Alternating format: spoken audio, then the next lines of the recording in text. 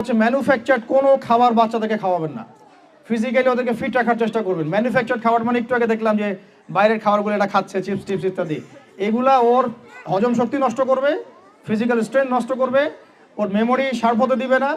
ওকে ভিতর থেকে ওই যে একটা শব্দ একটু আগে বলেছে এক ভাই যে ব্রয়লার মুরগি বানাই দিবে, আসলেই তাই বানাই দিবে, আসলেই তাই বানাই দিবে। আমরা ঢাকা শহরে যখন থাকি, ছেলেপেলেদের 15 বছরের ছেলের ভুঁড়ি দেখলে আমাদের মনে হয় যে কি একটা অবস্থা। ফাস্টফুড, পিৎজা, বার্গার, কফি, এইগুলাই ওদের জীবন, এইগুলাই ওদের জীবন। তো এইরকম হইলে এই ছেলেপেলেগুলো না ফিজিক্যালি স্ট্রং থাকতে পারবে না মেন্টালি। আর মনে রাখবেন, কোরআনে আল্লাহর কিতাবের মধ্যে আল্লাহ পাক নেতৃত্ব দেওয়ার 2টা গুণাবলী বলেছেন। কয়টা বলেন?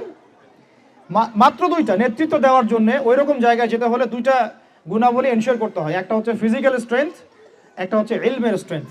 বাসতাতাম ফিল জিসমি ওয়াল ইলম আও বাসতাতাম ফিল ইলমি ওয়াল জিসম, মানে জ্ঞানে এবং দৈহিক শক্তিতে বলিয়ান হওয়া। ছোটবেলা থেকে খাবারে যদি আপনারা সচেতন না হন, এই বাচ্চারা বড় হয়ে দেখবে যে 15, 20, 30 বছরেই ভেঙে পড়ে গেছে। আমরা এটা চাই না। বিশুদ্ধ খাবার এবং ম্যানুফ্যাকচার্ড খাবার ত্যাগ করা, বাইরের খাবার বন্ধ, এবং যে রুট লেভেল থেকে ভালো খাবার এনে ওদেরকে খাওয়াবেন। পরিষ্কার পরিচ্ছন্নতাকে সর্বোচ্চ গুরুত্ব দিবেন, নিট অ্যান্ড ক্লিন থাকবে আর কি।